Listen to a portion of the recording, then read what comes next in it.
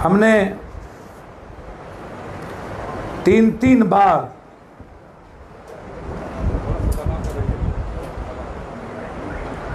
कोशिश किया बिहार के हर गांव जाने का।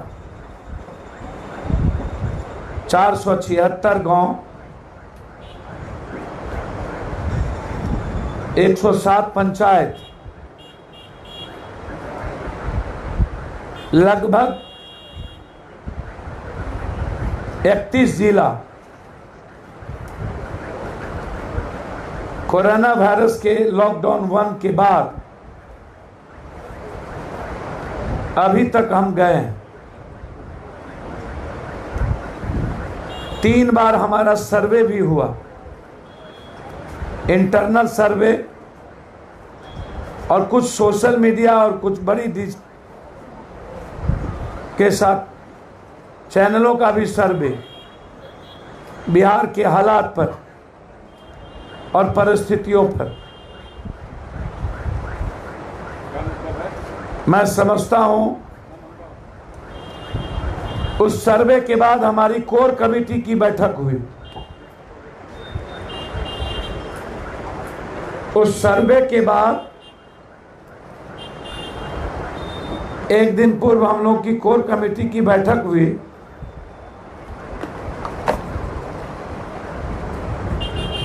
उसमें आया कि 4 सालों से 5 सालों से मजबूत प्रतिपक्ष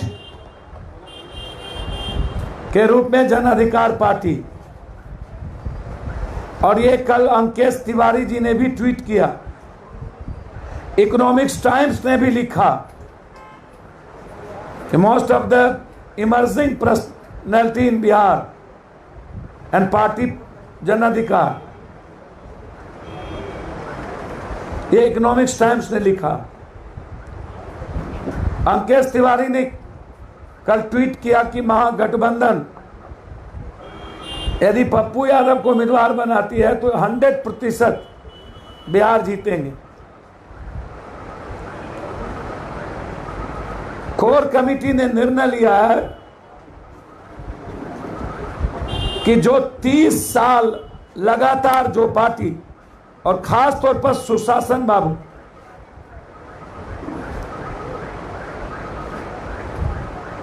जिन पर मेरा सबसे बड़ा सवाल 6 महीना का तनख्वाह देकर और प्लेन का टिकट देकर लगभग मजदूरों को यहां से लोग ले जा रहे हैं, जो पैदल आए, और एक आदमी को उन्होंने रोजगार नहीं दिया,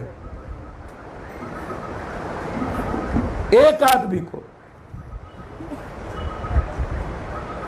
लगातार चुनाव का नंगा खेल खेलती रही है सरकार।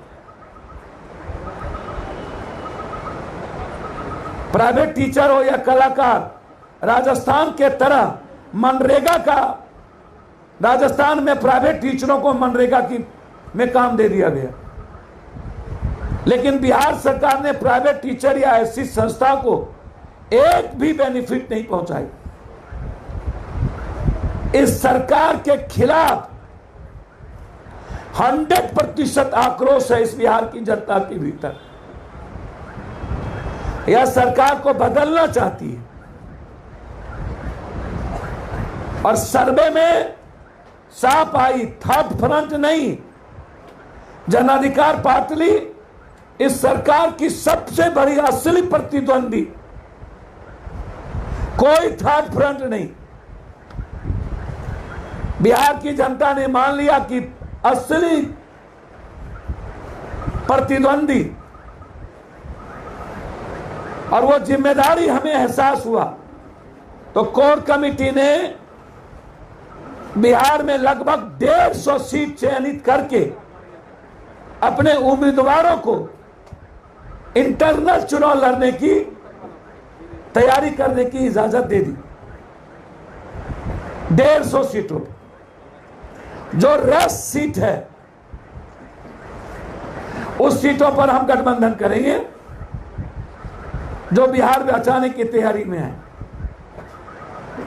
लेकिन 150 सीटों पर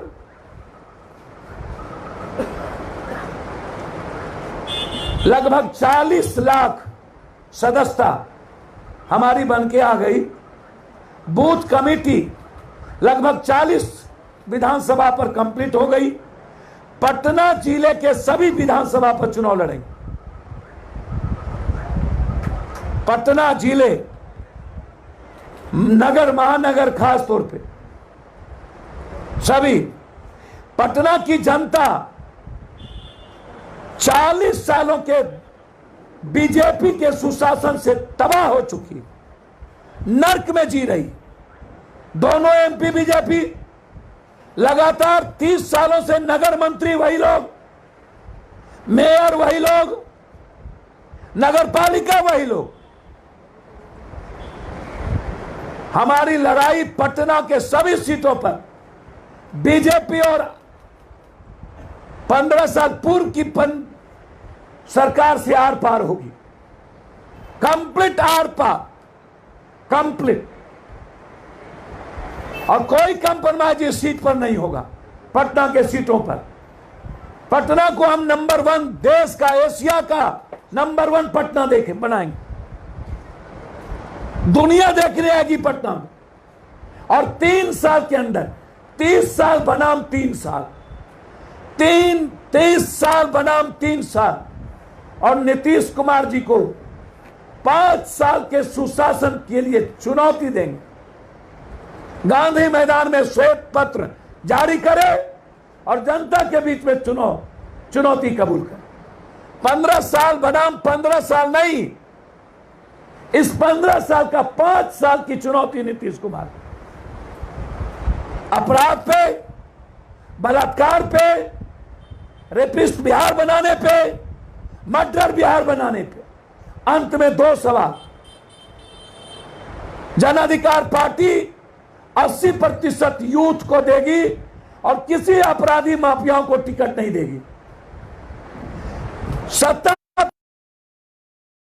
बदौलत सत्ता में जाना चाहती और हम जनता के बदौलत जाना चाहते।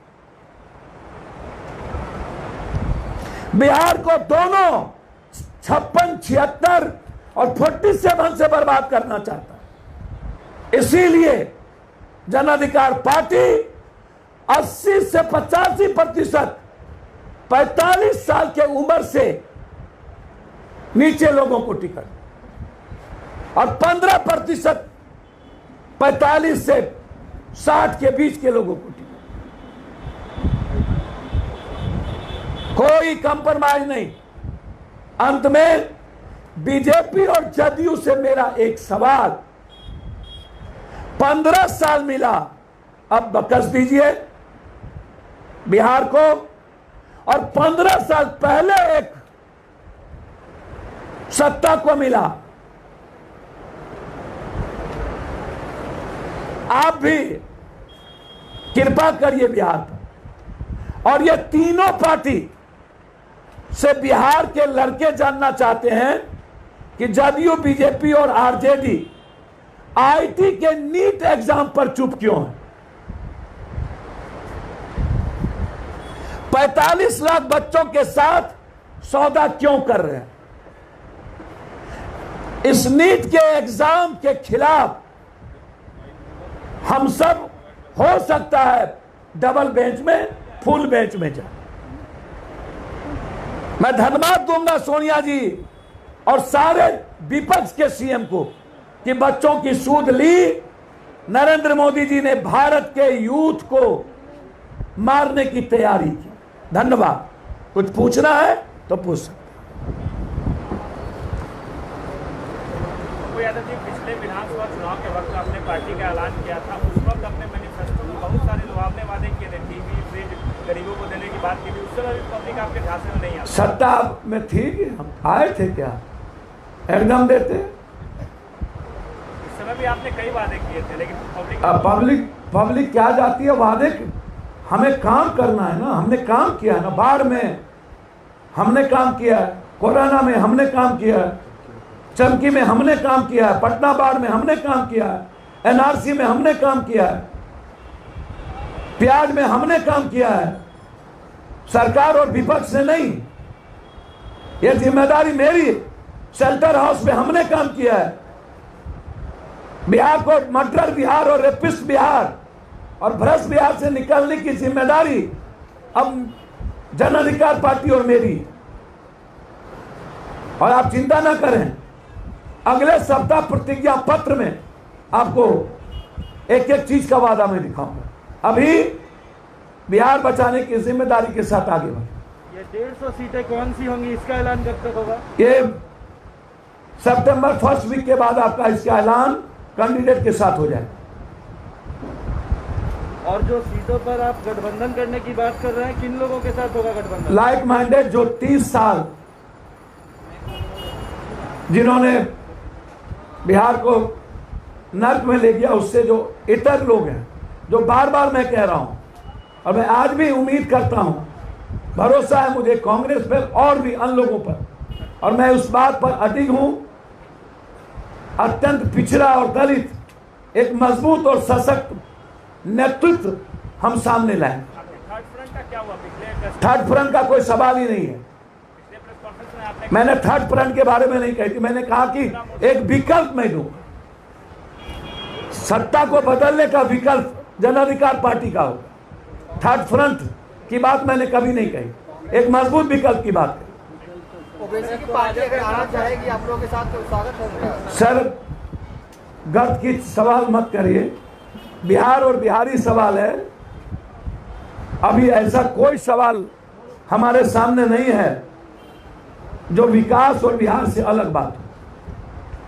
बापू जी, तेज प्रताप के ऊपर रांची में थाना में मामला दर्ज हो गया। अब वो क्या करते हैं वो जाने, उस पर मेरा सत्ता पक्ष के लिए लॉकडाउन नहीं है, अब विपक्ष के लिए और आम जनता को दबाने के लिए लॉकडाउन और कोरोना वायरस हो जाता है।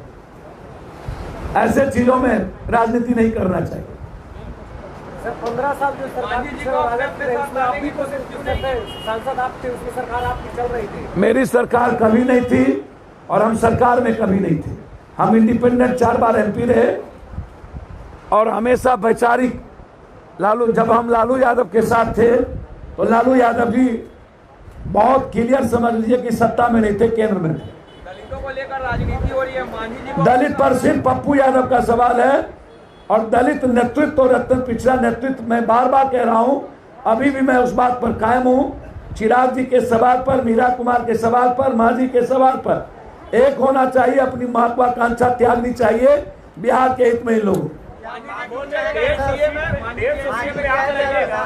अब कब जाएंगे क्या जाएंगे वो उनसे पूछिए, संबुकबद उनको याद नहीं, अभी नहीं गए, हम अंतिम प्रयास करेंगे। सीएम बनने का रास्ता आपका निकलेगा कैसा? 150 सीटों पर चुनाव लड़ जाएंगे, 124 पे बहुमत है, तो आपको क्या लगेगा आप सभी सीटों पर जीत जाएंगे? 124 ला पाएंगे आप? भैया, इसमें सीएम बनने का सपना मैंने तो अभी देखा नहीं और आपको कहा नहीं। मैं तो कह रहा हूं कि मैं मजबूत गठबंधन, जो सत्ता के खिलाफ रियल गठबंधन होगा, वो कोई तीसरा फ्रंट नहीं होगा। लेकिन 150 तो आप ही ले लीजिएगा। सर, मैं बहुत क्लियर है कि 150 सीटों पर हमारी तैयारी हो चुकी है। कैंडिडेट को हमने कह दिया है तैयार होने के लिए, चुनाव लड़ने की तैयारी में बहुत क्लियर है। 40 सीटों पर हमारी पूरा का पूरा बूथ कमेटी तक बन के तैयार हो गई। 2 सप्ताह के अंदर 100 सीट हम क्रॉस करेंगे। जब गठबंधन बिहार बचाने के लिए आएगा तो उसके साथ आगे बढ़ेंगे। अकेले बिहार को बचा लीजिएगा आप? सर, बिहार की जनता के द्वारा बचाएंगे, चिंता मत करिए। महिलाओं के लिए कितनी सीटें अभी रखी हैं? निश्चित रूप से 30% जी, यूथ के लिए सर 85। कोई अपराधी माफिया कोई नहीं होगा, एक भी नहीं। यूथ में कैसे आप चीज करिएगा? सर, चूज हो जाएगा, आप चिंता मत करिए। 85 30 115 हो गए सर। 85 में महिलाएं भी शामिल हैं। महिलाएं यूथ में ही महिलाएं तो नहीं होती है क्या? अब उनको गणित पढ़ने दीजिए, वो नया में अब क्या बता बोलेंगे तो उसको लगेगा, इसलिए नहीं बता।